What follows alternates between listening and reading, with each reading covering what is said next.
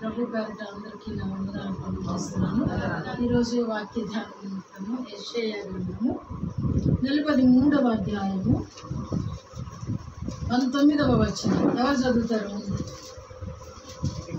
ఇదిగో నేను ఒక నూతన క్రియ చేయుచున్నాను, ఇప్పుడే అది మొలుచును, మీరు దాన్ని ఆలోచింపరా. ప్రశ్న వేస్తున్నాడు. ఈ కృత సంవత్సరంలో మనకు ఒక ప్రశ్న వేస్తున్నాడు.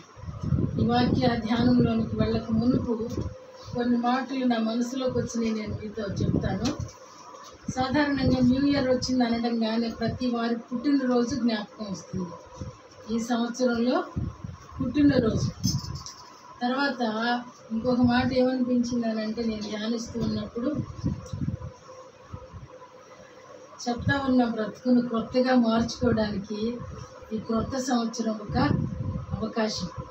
అంతేనా?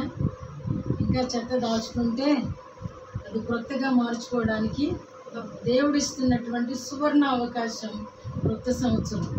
సాధారణంగా డేటు మారిపోవటంగానే డేటు మారిపోయినందుకు ఏముండదు. డేటు మారింది అని అంటే పాతదైపోతుంది.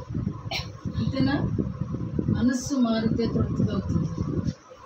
డేటుని బట్టి కాదు. చాలాసార్లు ఏం చేస్తామంటే క్యాలెండర్లు మార్చుకుంటాం ప్రతి సంవత్సరం. ఏమండి, క్యాలెండర్ని ఈజీగా అది నేను 6 రోజుల క్రితం తీసి పడేసేసాను. అంటే నాకు క్యాలెండర్ మార్చడం అనేది చాలా ఈజీ, కానీ క్యారెక్టర్ మార్చుకోవడం క్రొత్త సంవత్సర హెచ్చరిక. క్యాలెండర్ మార్చే ముందు మీరు క్యారెక్టర్ మార్చుకోవాలని ప్రేమపూర్వకంగా హెచ్చరిస్తూ ఉన్నాను. కాలం తాకితే పాతదైపోతుందంట, క్రీస్తు తాకితే కొత్తదవుతుందంట. ఏ జీవితం అయినా కాలం తిరిగిపోయిందంటే నిన్నటి దినము అంటాం, గతించిపోయింది అని అంటాం. కానీ క్రీస్తు తాకితే ఆ వ్యక్తి చాలా కొత్త వాళ్ళు అవుతారంట. అందుకనే మన జీవితాలలో క్యాలెండర్ మార్చే ముందు క్యారెక్టర్ మార్చుకోవటం, తేదీ అయిపోతుంది అనుకునే ముందు మన మతిని కూడా మార్చుకోవడం, మన ఆలోచన మార్చుకోవడం చేయాలని, కొత్త సంవత్సరానికి ముందు పాత చెత్తంతా ఇక్కడే నాకే వదిలేసి వెళ్ళిపోవాలని మిమ్మల్ని ప్రేమపూర్వకంగా హెచ్చరిస్తూ ఉన్నాను. వాక్య ధ్యానంలోనికి వెళదాం. సాధారణంగా కొత్త సంవత్సరం అని అంటే జనరల్గా మనం ఏం ఆశపడతామంటే, ఫస్ట్ ఆశపడేది గట్టిగా మాట్లాడండి, మీరు చెప్పేది కరెక్టే, ప్రామిస్ కోసం ఆశపడాలి కదా. ప్రతి ఒక్కరు కూడా ప్రామిస్ కొరకు ఆశపడతాం. రెండవది ఏం ఆశపడతాం? దేవుడు ఏం ఆశపడతాడు మన నుండి? ప్రామిస్ ఇచ్చే ముందు దేవుడు ఏం ఆశిస్తాడు మన నుంచి? సిద్ధపాటుని ఆశిస్తాడు. రెండవది సిద్ధపాటుని ఆశిస్తాడు. మూడవది మన నుండి ఏం ఎక్స్పెక్టేషన్స్ ఉంటాయి ఆయనకి ఉంటాయి. ఆయనకు కూడా మన పట్ల కొన్ని కోరికలు ఉంటాయి. ఇది తెలుగులో కంటే ఇంగ్లీష్లో చాలా బాగుంటుంది. ఏమనొచ్చు? గాడ్స్ ప్రామిస్ న్యూ థింగ్స్ అనొచ్చు కదా. Gods promise new things, gods prepare new things, gods prefer new things. ఈ మూడు బాగున్నాయి. ఇప్పుడు ప్రామిస్, ప్రిపరేషన్, ఇంకోటి ప్రిఫర్. అంటే ఇది కాదు అది అని ప్రిఫర్ చేయటం. ఈ మూడు మాటలు మాత్రం మీరు గుర్తుపెట్టుకోండి. ఈ మూడే సందేశం. ఎందుకు అని అంటే, వాగ్దానం అనేది ఎందుకు మనం ఆశపడతామంటే, వాగ్దానము చేసేవాడు నమ్మదగినవాడు. మనకిచ్చే మాట కంటే ఇస్తున్న వాడి పట్ల మనకి ఎక్కువ ధైర్యం, నమ్మకం. వాక్యమే సెలవిస్తుంది, వాగ్దానము చేసిన వాడు నమ్మదగినవాడు. అందుకనే యెషయా భక్తుడు అంటున్నాడు, ఇదిగో నేను ఒక నూతన క్రియ చేయుచున్నాను, ఇప్పుడే. ఎప్పుడు నువ్వు నమ్మితే, ఎప్పుడు నువ్వు కావాలనుకుంటే అప్పుడే, ఇప్పుడే అది మొలుచును. ఎప్పుడు కావాలంటే అప్పుడే.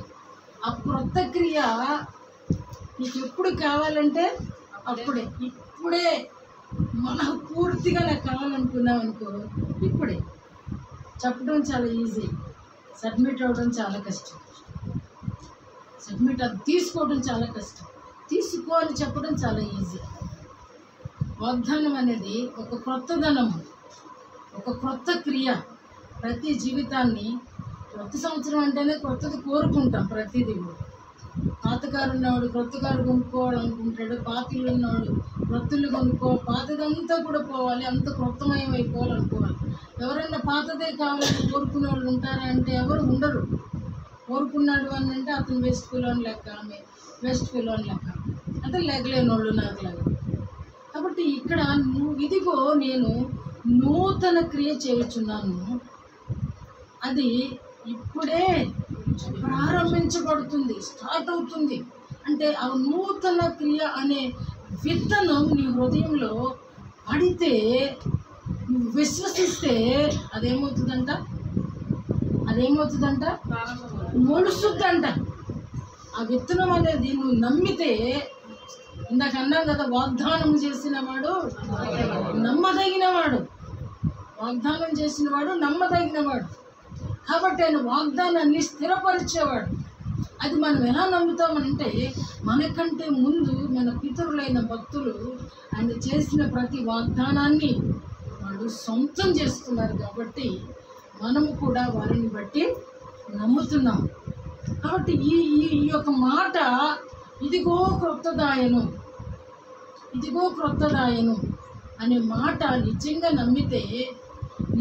నమ్మితే పూర్తిగా నీ హృదయాన్ని ప్రభుకి ఇచ్చేసేయి. ఎలా ఇచ్చేస్తావు అంటే తీసి ఇచ్చేది కాదు కదా ఇది. ప్రభువా, ఇవ్వటం కూడా చేత కాదు, ఆ హార్ట్ని ఓపెన్ చేయటం కూడా నాకు చేత కాదు. అలా అన్నప్పుడు దేవుడు ఏం చేస్తాడంటే వచ్చి ఆయనే చక్కగా మన పొరలన్నీ తీసి ఓపెన్ చేసి ఆయన వస్తాడండి. కాబట్టి ఇదిగో నేను నూతన క్రియ చేయుచున్నాను, ఇప్పుడే అది మొలుచును, మీరు దానిని ఆలోచించండి. నేను చేయగలను అనేది నమ్మండి. నేను మాట చెప్పాను అని అంటే తప్పననేది నమ్మండి. అబ్రహాంతో చేసిన మాట నేను నెరవేర్చి తీరాను.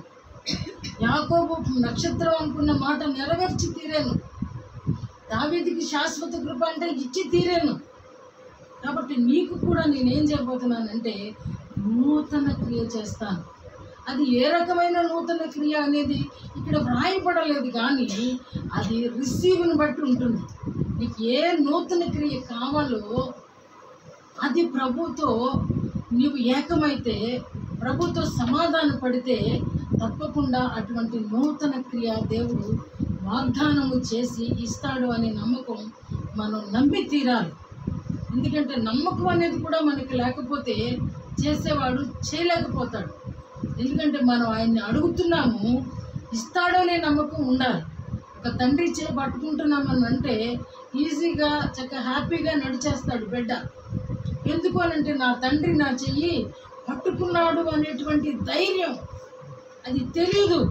అలా పసిబిడ్డలాగా నమ్మితే నా జీవితంలో దేవుడు కొత్త కార్యము గొప్ప కార్యము చేయబోతున్నాడు అని నమ్మితే అద్భుత కార్యం ఈ సంవత్సరంలో దేవుడు చేయడానికి అది ఇప్పుడే మీ బైబిల్లో ఒక కొత్త బైబిల్ ఉంటే చక్కగా అండర్లైన్ చేసుకో, అక్కడ రాసుకో, నూతన సంవత్సరంలో టుడే అని రాసుకో, ప్రక్కని ఇప్పుడే, రైట్ నౌ, ఇప్పుడే అని రాసుకో. చక్కగా సంతోషించు, దాన్ని బట్టి నేను నమ్ముచున్నాను అని చెప్పేసి సాగిలపడు. తప్పకుండా దేవుడు హెబ్రీయులకు రాస్తూ అంటున్నాడు. చూడండి, హెబ్రీయులకు రాసిన పత్రిక 6వ అధ్యాయము, హెబ్రీయులకు రాసిన పత్రిక 6వ అధ్యాయము 11వ వచనం చదువునా.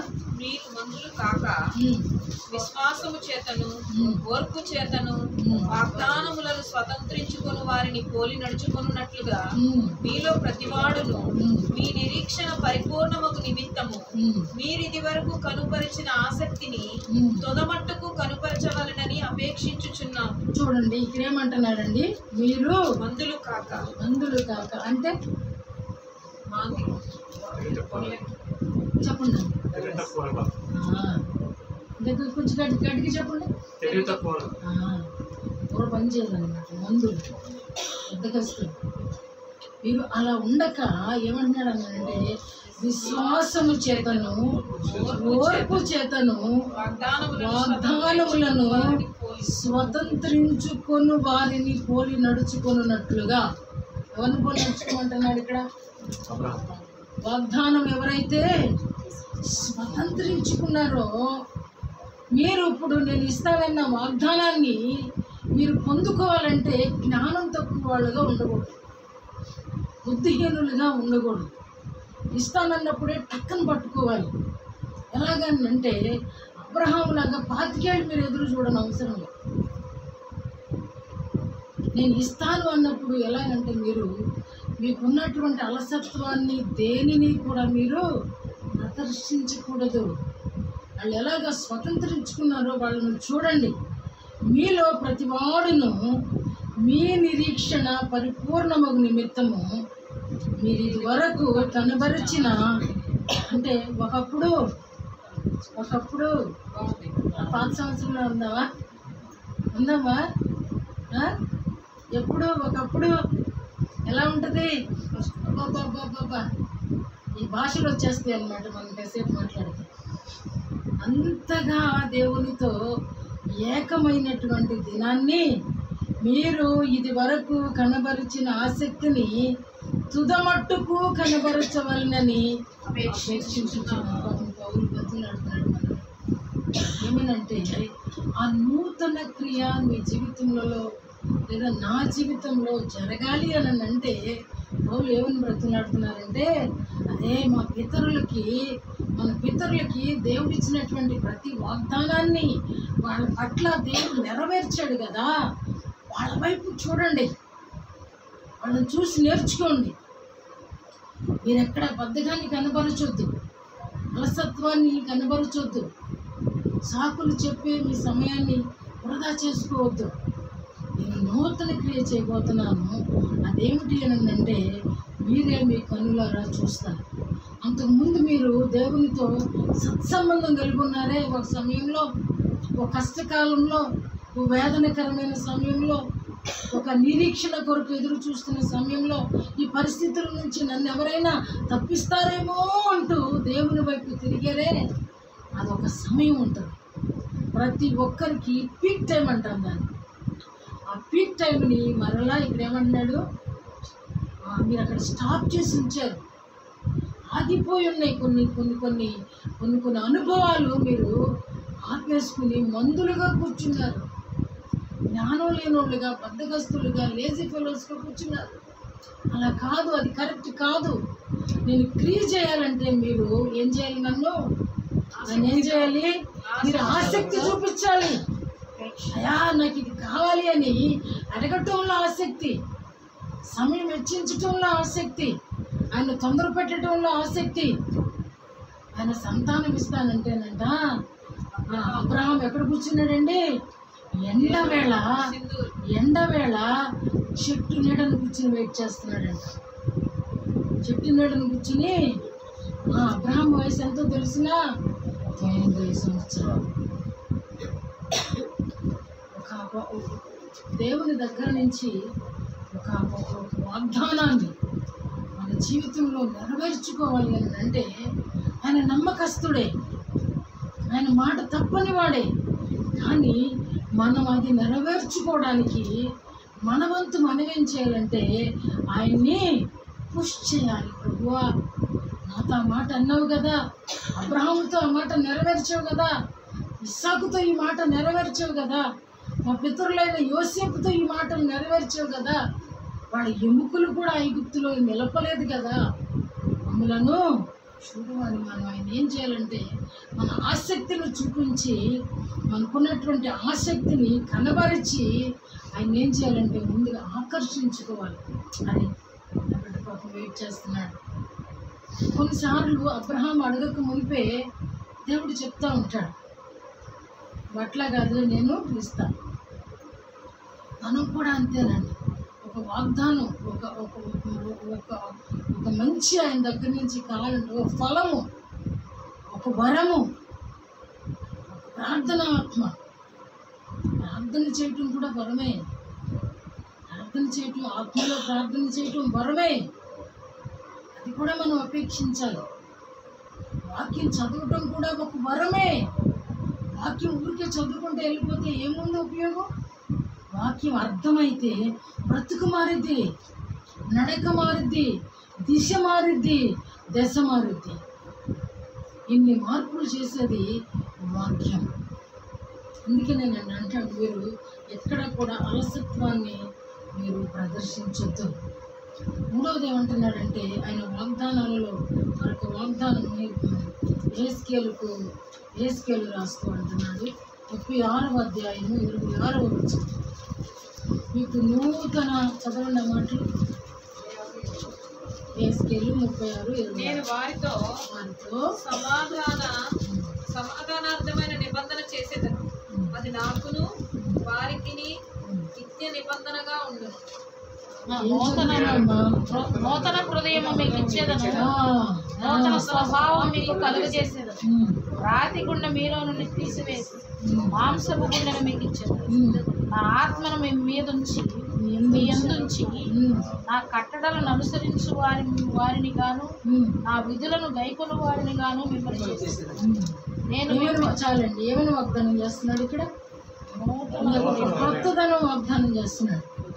రెండవది, ఒకవేళ మీ మనస్సు కానీ లేదా మీ హృదయము కానీ లేదా నా వైపు నుంచి కానీ మన కఠినపరచబడి ఆ విధముగా మందులైపోయారా?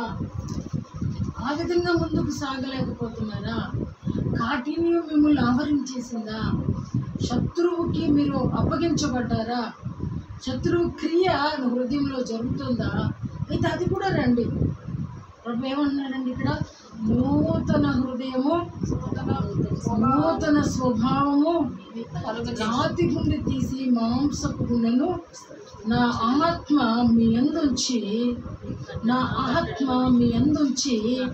అంటే చూడండి, ఆ రెండింటిని తీసేసి ఏం చేస్తాడంటే ఆయన ఆత్మ ఉంచుతాడు.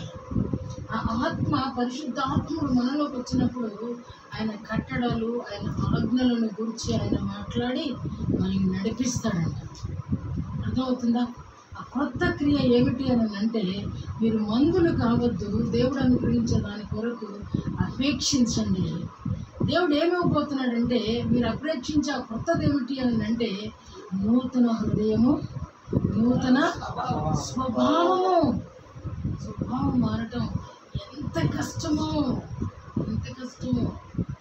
స్వభావాన్ని ఏదేసి తోమినా తోమలేము, అది మారదండి. స్వభావం దేనిలో ఉంది అని అంటే రక్తంలో. రక్తంలో మన ఒక వ్యక్తికి ఒక రకమైన స్వభావం, మీకు అర్థం అవ్వాలి అని అంటే, కోపం ఉందనుకోండి, మన స్వభావంలో కోపం ఉంది. ఆ కోపం, దాన్ని మనం ఆహ్వాన పత్రిక పంపక్కర్లేదు. సందర్భం రాకపోయినా, ఎందుకనంటే అది నా వెనకాల నుంచి వచ్చింది. ఎవరి నుంచి వచ్చింది? నా వెనకాల నుంచి ప్రయాణం చేసి నాలోకి వచ్చింది. నా వెనుకున్నది ఎవరు? నా తండ్రి. నా తండ్రికి ఎక్కడి నుండి వచ్చింది? ప్రభు అంటున్నాడు, నా ఆత్మ మీలోనికి వస్తేనే మీలో మీ స్వభావం మారింది. ఆయన స్వభావం కూడా ఈరోజు మారుస్తానంటున్నాడు. కొన్నిసార్లు ప్రజల్లో ఉన్నప్పుడు మన స్వభావాన్ని మనం గెలవలేం, మన స్వభావాన్ని మనం కంట్రోల్ చేసుకోలేం. కొన్నిసార్లు ఫంక్షన్స్కి వెళ్ళినప్పుడు మన స్వభావాన్ని మనం కంట్రోల్ చేసుకోలేం. నేను చెప్పేది నిజమా అబద్ధం? ఏమంటే నేను చెప్పేది నిజమేనా? మార్చుకోలేము. కానీ ఈరోజు ప్రభు అంటున్నాడు, ప్రతి సంవత్సరంలో మొట్టమొదటి మాట, మీరేమీ కలత చెందవలసిన అవసరం లేదు. మీరు ఇప్పటి వరకు కూడా ఆ స్వభావం మారలేదని ఒకవేళ బాధపడుతున్నారా? నేను పూర్తిగా నీకు కట్టుబడి ఉండలేకపోతున్నాను అని వేదన పడుతున్నావా? అలాంటి రాతి హృదయం నీలో ఉంటే ఈరోజు నేను అటువంటి రాతి హృదయం తీసి మాంసపు గుండెనిస్తానంటున్నాడు. అంతేకాదు మన స్వభావాన్ని మార్చి ఆయన ఆత్మను మనలో ఉంచుతాను అని దేవుడు మనతో మాట్లాడుతున్నాడండి. ప్రతి హెబ్రీయులకే రాస్తూ 4వ అధ్యాయంలో మరొక మాటను చూద్దాం. హెబ్రీ పత్రిక 4వ అధ్యాయము మొదటి మాట. ఆయన యొక్క విశ్రాంతిలో ప్రవేశించుదు మన వాగ్దానము ఇంకా నిలిచి ఉండగా మీలో ఎవడైనను ఒకవేళ ఆ వాగ్దానము పొందకుండా తప్పిపోవునేమో అని భయము కలిగి ఉందుము. వారికి చాలు. ఈ మాట మీరందరూ చదువుకోండి. చూడండి, ఆయన యొక్క విశ్రాంతిలో ప్రవేశించుడు మనం వాగ్దానము. ప్రభు వెళుతూ వెళుతూ మనకు ఒక వాగ్దానం చేసి వెళ్ళారు. ఏమిటా వాగ్దానం అంటే, నేనుండు చోట మీరును ఉండులాగునా.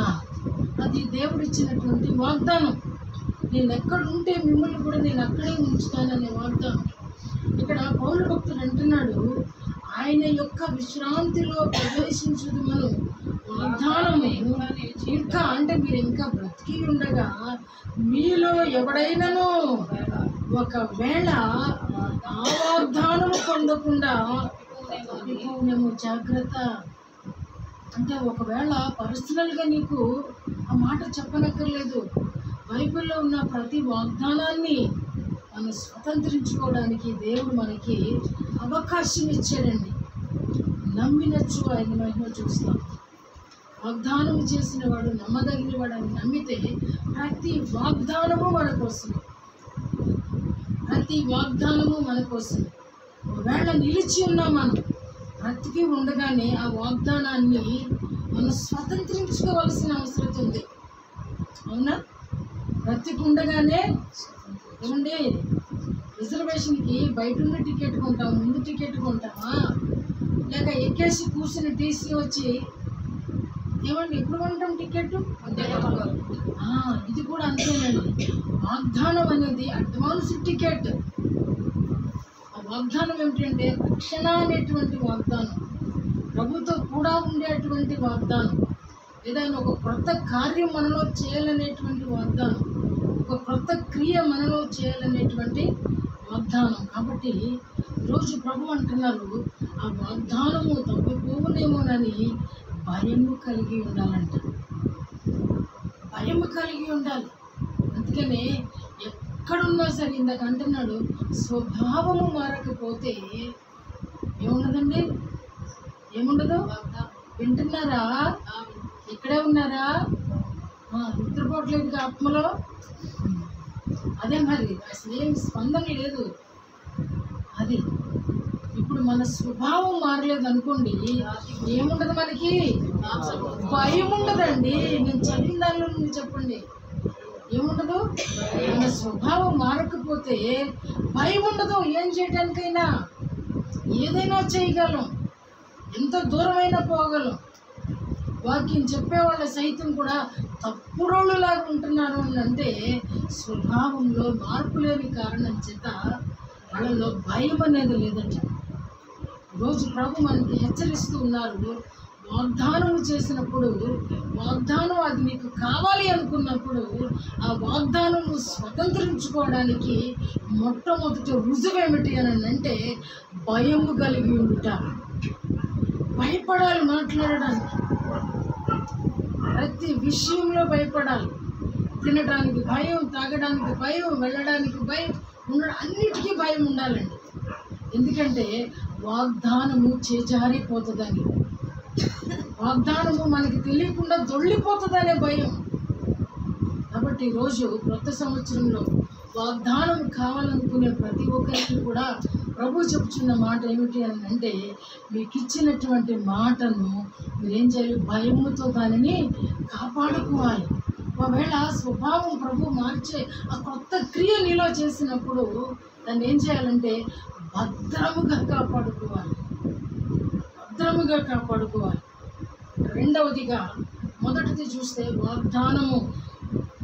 దేవుడు ఎప్పుడు కూడా ప్రామిసెస్ అనేది, గుడ్ థింగ్ అనేది మనం అనుకుంటాం. మంచి ఈవి వాగ్దానం అనేది, మంచి ఈవి. దాన్ని ఏం చేయాలంటే వాగ్దానం అనే దాన్ని మనం చాలా భద్రంగా కాపాడుకోవాలి. ప్రతి సంవత్సరం వాగ్దానం వచ్చినప్పుడు దాన్ని ఏం చేస్తామంటే బైబిల్లో పెట్టుకుంటాము, జారిపోతే మర్చిపోతాము. ఎంతమంది దగ్గర వాగ్దానాలు ఉన్నాయో నాకు తెలియదు, కానీ కొత్తగా నేను ఈ సంవత్సరం చెప్తున్నది ఏంటంటే మీకు ఉన్నటువంటి ఆ వాగ్దానాలన్నిటి కొరకు ఒక పౌచ్ కొనుక్కోండి, దానిలో పెట్టుకోండి. ప్రతి దినము ఆ వాగ్దానాన్ని తీసి, ప్రభువా ఈ సంవత్సరంలో ఈ వాగ్దానం ఇచ్చావు, ఈ వాగ్దానం నా జీవితంలో నెరవేర్చు. నీకు నెరవేరిస్తే దేవుడు నీ పిల్లోడు కూడా నెరవేరుస్తాడు. ఈ సీక్రెట్ గమనిస్తావా? నీకు ఆ వాగ్దానం నెరవేర్చాడు అనుకో, నీ బిడ్డకు కూడా నెరవేరుస్తాడు. చూడండి, అబ్రహాము పట్ల దేవుడు ఆయనకి ఇచ్చిన వాగ్దానాలను నెరవేర్చినప్పుడు యోసేపు వరకు నెరవేర్చుకుంటూ వచ్చాడు. అద్భుతకరం. కాబట్టి అందుకనే వాగ్దానము ఎంతో గొప్పది. అందుకనే ప్రతి ఒక్కరూ ఆశించేది. ఎందుకంటే ఫస్ట్ కొత్త సంవత్సరంలో ప్రతి ఒక్కరు కూడా వాగ్దానం ఉంటే ఏముంటుందండి? ధైర్యం ఉంటుంది. వాగ్దానం మనలో ధైర్యాన్ని నింపుతుంది. వాగ్దానం మనలో స్ఫూర్తిని నింపుతుంది. వాగ్దానం మనల్ని నడిపిస్తుంది. ఎందుకనంటే అవసరం వచ్చినప్పుడల్లా ఏమని అడుగుతూ ఉంటే, ప్రభువా ఆ రోజు నువ్వు నాతో చెప్పిన మాట, నాకు చెప్పిన మాట. కాబట్టి వాగ్దానం అనేది, అందుకనే నేను ఇంతకుముందు కూడా చెప్పాను, ప్రతి ఒక్కరు కూడా పర్సనల్గా వాగ్దానం కొరకు ప్రయాసపడండి అని చెప్పిన కారణం అదే. ఎవరైతే అట్లాంటి వాగ్దానాన్ని స్వతంత్రించుకున్నారో 5th వాళ్ళ చేత సాక్ష్యం చూపిస్తారు. రెండవదిగా ఏమన్నాను అంటే సిద్ధపాటు. దేనికైనా సిద్ధపాటు ఉంటుంది కదా, ఇవ్వండి ఉంటుందా? తినటానికి కూడా సిద్ధపాటు ఉంటుంది. నిలబడతాను తింటాము చక్కగా కూర్చుని ఒక క్రమంగా, ఒక ప్రయాణానికి ఒక సిద్ధపాటు, ఒక డ్యూటీకి ఒక సిద్ధపాటు, ఒక చదువుకు ఒక సిద్ధపాటు. ప్రతి దానికి కూడా లోకంలో సిద్ధపాట్లు ఉన్నాయండి. అయితే ఇక్కడ నేను కూడా చెప్తున్న తీతుకు రాసిన పత్రికలో నుంచి ఓ మాట చూద్దాం. తీతు పత్రిక 3వ అధ్యాయము చివరి మాట 8వ వచనం. ఈ మాట నమ్మదగినది కనుక 5వ వచనం నుంచి మనం నీతిని అనుసరించి చేసిన క్రియల మూలముగా కాక తన కనికరము చొప్పుననే పునర్జన్మ సంబంధమైన స్నానము ద్వారా పరిశుద్ధాత్మ మనకు నూతన స్వభావము కలుగజేయడం ద్వారాను మనలను రక్షించెను. మనం ఆయన కృప వలన నీతిమంతులమని తీర్చబడి నిత్య జీవమును గూర్చిన నిరీక్షణను బట్టి దానికి వారసులమొకటికై ఆ పరిశుద్ధాత్మను మన రక్షకుడైన యేసుక్రీస్తు ద్వారా ఆయన మన మీద సమృద్ధిగా కుమ్మరించు. ఈ మాట నమ్మదగినది. ఇప్పుడు మనకు అర్థమవుతుంది సిద్ధపాటు. మనం ఎలా సిద్ధపడతామండి? పునర్జన్మ సంబంధమైన స్నానము ద్వారా నూతన స్వభావము కలుగు చేయుట, నీతిమంతులమని తీర్చబడుట, నిత్య జీవమును కూర్చిన నిరీక్షణను బట్టి దానికి వారసులనుటకు. ఇక్కడ ఎన్ని ఉన్నాయనంటే 3 ఉన్నాయి. 1 నీతిమంతుడు, 2 నిత్య జీవమును కూర్చిన నిరీక్షణ, 3 వారసుడు, 4 పరిశుద్ధాత్ముడు. అంటే ఈ 4 క్రియలు ప్రభు ఇస్తున్న వాగ్దానము ఒక ప్రక్కన పెడదాం. మరి సిద్ధపాటు ఎలాగో సిద్ధపడాలి ప్రభు కొరకు? ఆ వాగ్దానాన్ని స్వతంత్రించుకోవాలంటే ఇందాక అన్నాడు, ఆయనతో కూడా ఉండేటువంటి వాగ్దానం కదా, ఆయన సిద్ధపరిచినటువంటి వాగ్దాన భూమిలో ప్రవేశించేటువంటి వాగ్దానము అన్నాడు. ఆ వాగ్దానాన్ని స్వతంత్రించుకోవాలంటే మానవునికి కావలసిన సిద్ధపాటు. నువ్వు ఎక్కడ ఆగేవో ఇక్కడ 4 కండిషన్స్ ఇస్తున్నాడు. 4 ఇస్తున్నాడు. ఒకటి పునర్జన్మ సంబంధమైన స్నానం, అందరికీ ఉంది. రెండవది నూతన స్వభావము, ఇందాక మాట్లాడుకున్నాం. ఆ నూతన స్వభావం ప్రభు ఇస్తాడట. మరి పునర్జన్మ సంబంధమైన స్నానం తీసుకున్నటువంటి మనకు మరి ఆత్మ సంబంధమైన సిద్ధపాటు, పునర్జన్మ సంబంధమైన స్నానము మనం తీసుకున్నాం, బాగానే మునిగాం, తెల్లబట్టలు వేసుకున్నాం, మంచిదే. కానీ ఆ తర్వాత ఉన్నవి వాళ్ళ ప్రభు వాళ్ళని అడుగుతున్నాడు. నేను ఇచ్చే వాగ్దానం కొరకు మీరు బాగానే ఎదురు చూస్తున్నారు, నేను ఇచ్చినవన్నీ నెరవేరుస్తాను. మరి నాకు కావలసిన సిద్ధపాటు ప్రభు అడుగుతున్నాడు. మీ బైబిల్ అండర్లైన్ చేయి, క్వశ్చన్స్ వేసుకో. ఒకవేళ నీ దగ్గర 3 ఆన్సర్లు ఉంటే దేవునికి స్తోత్రం, 4వ ఆన్సర్ కొరకు ప్రభుని బ్రతున్నాడు.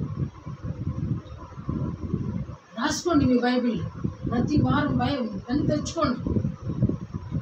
రెండవదిగా హెబ్రీలకు రాస్తూ అంటున్నాడు 11వ అధ్యాయంలో 16వ వచనంలో, అయితే అది శ్రేష్టమైన దేశమును అనగా పరలోక సంబంధమైన దేశమును కోరుతున్నారు. అందుచేత తాను వారి దేవుడిని నడిపించుకుంటాడు. దేవుడు వారిని గురించి సిగ్గుపడడు. వేలైనగా ఆయన వారి కొరకు ఒక పట్టణమును సిద్ధపరిచి. ఎందుకు సిద్ధపాటు అని అడుగుతున్నాడు మనల్ని? ఇప్పుడు చదివారు కదా ఈ వాక్యం, ఏమనుంది అక్కడ? శ్రేష్టమైన దేశమును అనగా పరలోక సంబంధమైన దేశమును కోరుచున్నారు. బాగానే ఉంది, అందరం కోరుతాం కదా, అన్నుడు కూడా కోరుతాడు. మాకు కూడా ఏదో ఉంది అనేసి కోరుతాం, మంచిదే. కానీ తాను వారి దేవుడనని అనిపించుకొనుటకు దేవుడు వారిని గూర్చి సిగ్గుపడడు. ఏలైనగా ఆయన వారి కొరకు ఒక పట్టణము సిద్ధపరిచి ఉన్నాడు. సిగ్గుపడడు. మనల్ని తీసుకెళ్ళడానికి, ఆయనతో ఉంచుకోవడానికి ఆయన ఎవరి విషయంలో కూడా సిగ్గుపడిన దేవుడు కాదు. ఆయన దగ్గరికి ఎవరు వచ్చినా సరే ఆయన మన మొర ఆలకించి సహాయం చేసిన దేవుడు. అయితే ఈ పట్టణంలోనికి, ఏ మంచి పట్టణం అంటున్నాడు? మరి శ్రేష్టమైన దేశం అంట. ఈ భూలోకంలో ఉన్న దేశం కాదు, ఇది పరలోకము అనబడేటువంటి శ్రేష్టమైన దేశం. ఇందాక ఆ 4 సుగుణాలు నీకుంటే ప్రభు సిగ్గుపడడు. ఒకవేళ 4ట్లో ఒకటే ఉందనుకోండి, అప్పుడు ఏం చేస్తాడండి? తలకాయ ఉంచుకుని నాయన నీ దారి నువ్వు. 2 ఉన్నాయి అనుకోండి, 50-50, అటు పడలేవు ఇటు పడలేవు. కాబట్టి అప్పుడు కూడా దేవుడు ఏం చేస్తాడు? సిగ్గుపడతాడు, పట్టించుకోడు అనమాట. సిగ్గుపడడం అంటే ఏంటి? మన ట్రాన్స్లేషన్లో కొన్ని దొరికినాయి కాబట్టి ఒకటి తలకాయ ఉంచుకుని ఉంటాడేమో, నిన్ను చూడడేమో. కానీ 3 ఉన్నాయి అనుకోండి, కొంచెం పర్లేదు. ఎక్కడ ఉంటావు? వస్తా జనరల్లో. కాబట్టి 2వ మాటగా నేనేం చెప్తున్నాను అంటే, మనము నిజమైన సిద్ధపాటు, ప్రభు ఈరోజే వస్తే ఈరోజే నేను వెళ్ళిపోగలను అనే సిద్ధపాటు. అంత సిద్ధపాటు లేకపోతే క్రైస్తవుడిగా ఉండడం వేస్ట్. నార్మల్గా కూడా ఉండొచ్చు, విశ్వాసిగా చలామణి అవ్వవలసిన అవసరత లేదు. కాబట్టి ఆయన మన కొరకు ప్రిపేర్ చేసింది ఏమిటి అని అంటే, ఆయన శ్రేష్టమైన పట్టణం. ఒకటి ఆయన వాగ్దానములు స్థిరములు, రెండవది ఆయన మన కొరకు సిద్ధపరిచిన పట్టణము శ్రేష్టమైన పట్టణము, మూడవది ఏమి ప్రిఫర్ చేస్తున్నాడు, ఏమి మన నుండి ఆయన కోరుతున్నాడని చూస్తే ప్రకటన గ్రంథంలో కూడా ఒక్క మాట చూసిన తర్వాత పాయింట్ కింద ప్రకటన గ్రంథం 21వ అధ్యాయము 5వ వచనం. అప్పుడు సింహాసనాసీనుడై ఉన్నవాడు, ఇదిగో సమస్తమును నూతనమైనవిగా చేయుచున్నానని చెప్పాడు. మరియు ఈ మాటలు నమ్మకమును నిజమునై ఉన్నవి కనుక రాయమని ఆయన నాతో చెప్పుచున్నాడు. చాలు. ఇక్కడ వాక్యం ఏం చెప్తుంది అని అంటే, ఆయన పట్టణంలోకి వెళ్ళిన తర్వాత అంట ఆయన ఏం చేస్తాడంట, సమస్తము కూడా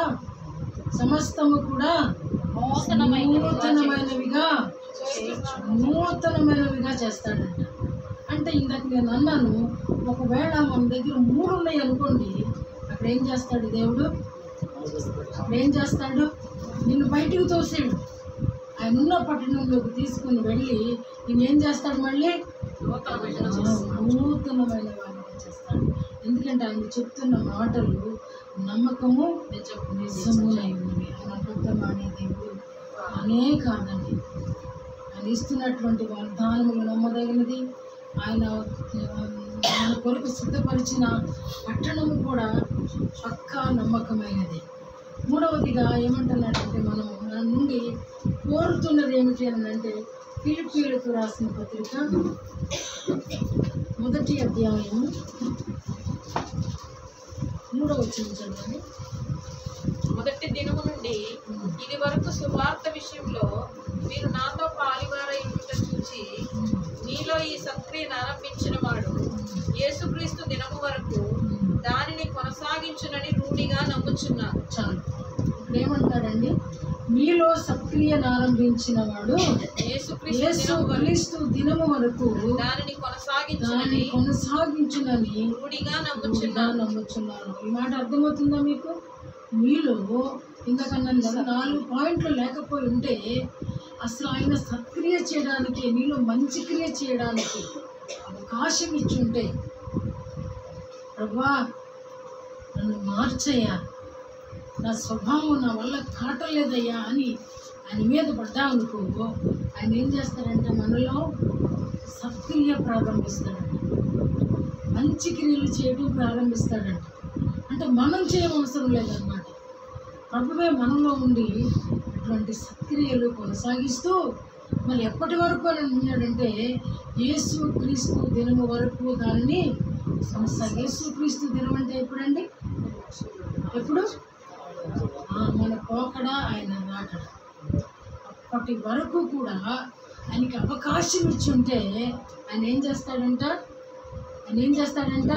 నన్ను ప్రిఫర్ చేస్తున్నాడు. ఒకవేళ నీవు ఆ రీతిగా దేవుని చేతిలో పడ్డావంటే నేనేం చేస్తానంట, ప్రభు దినము వరకు కూడా ఆయన ఏం చేస్తాడంటే చక్కగా సత్క్రియలు చేయిస్తాడంట మనతో. ఇంకా మనం చెడు చేయలేమంట. ఎందుకనంటే మన లోపల ఉన్నటువంటి పరిశుద్ధాత్ముడు ఆయన మంచి చేయడమే వచ్చినవాడు, చెడు చేయడు ఆయన. ఒకవేళ ఆయన దుఃఖపరిస్తే కానీ అప్పుడు వస్తుంది ఆయన కోపం. ఎలా వస్తుంది?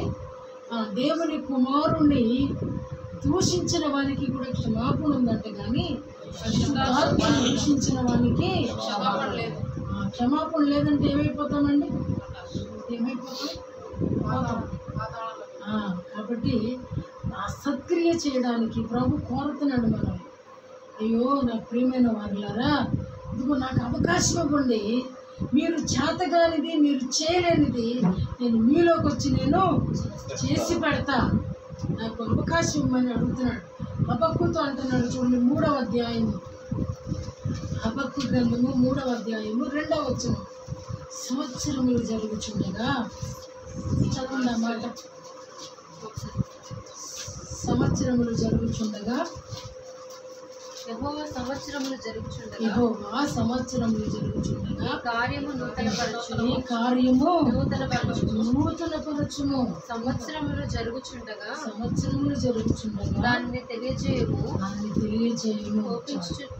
చాలా ఏమంటున్నాడంటే, ఇందాక అన్నాడు కదా, సక్రియ చేయడానికి ఈ భక్తుడు అంటున్నాడు, అయ్యా నా వల్ల కాదు, ఆ నూతన కార్యం చేయడానికి ఏమన్నాడు?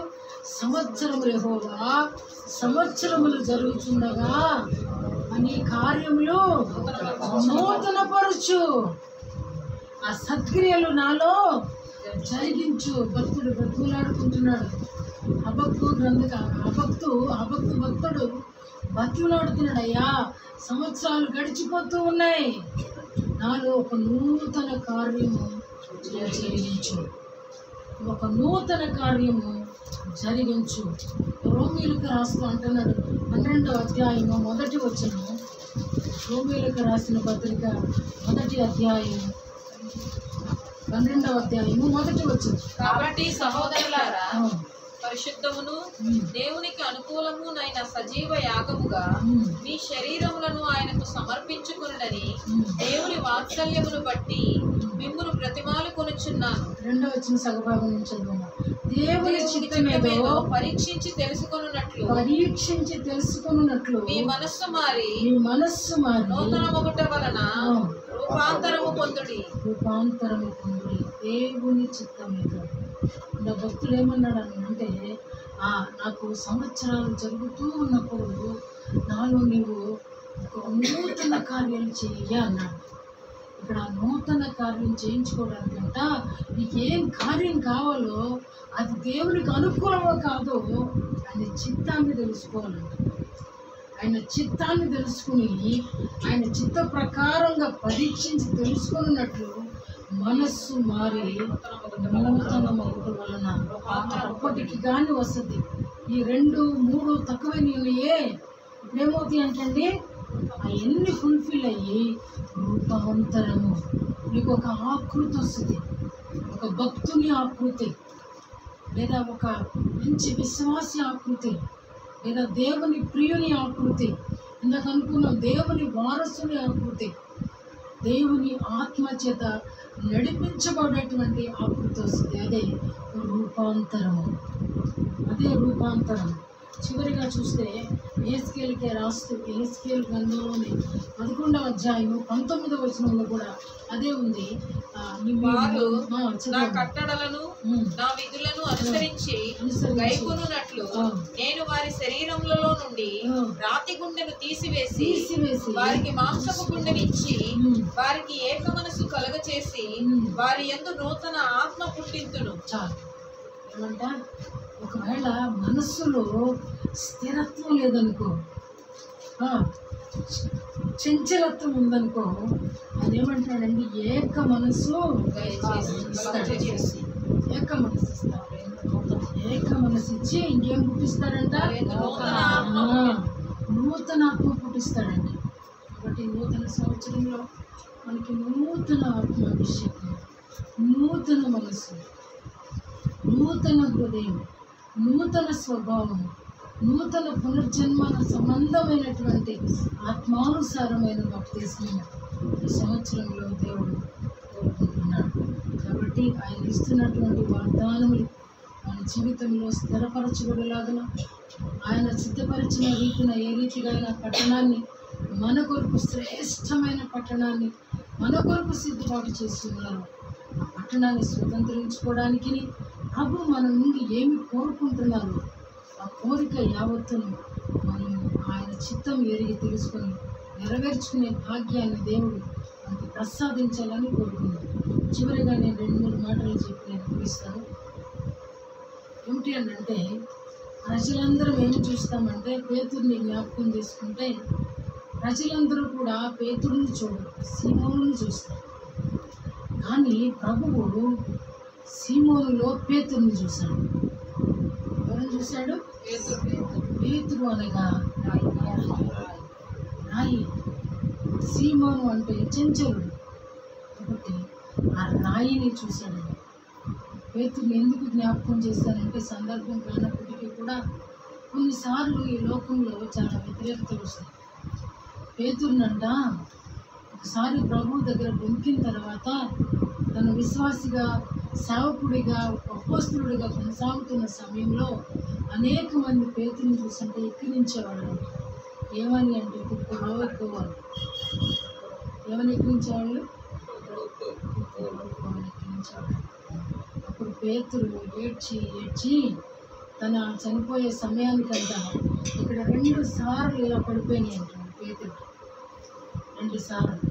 ఒక్కసారి పొందిన దానికి చనిపోయే నాటి వరకు కూడా పేతురు నడుస్తూనే ఉన్నాడు. చూసారు? అందుకని అపోస్తులుడైనటువంటి పేతురు చూసారా? అందుకని మనస్సు మారడం కోసం తను ఒక్కసారే పాపం తన జీవితంలో బొంకిన దానికి తను చనిపోయే నాటి వరకు శిక్ష అనుభవించాడు. కానీ చనిపోయిన తర్వాత దేవుని సింహాసనం మీద కూర్చుంటే ధన్యత పొందాడు. ఎందుకంటే సహించాడు.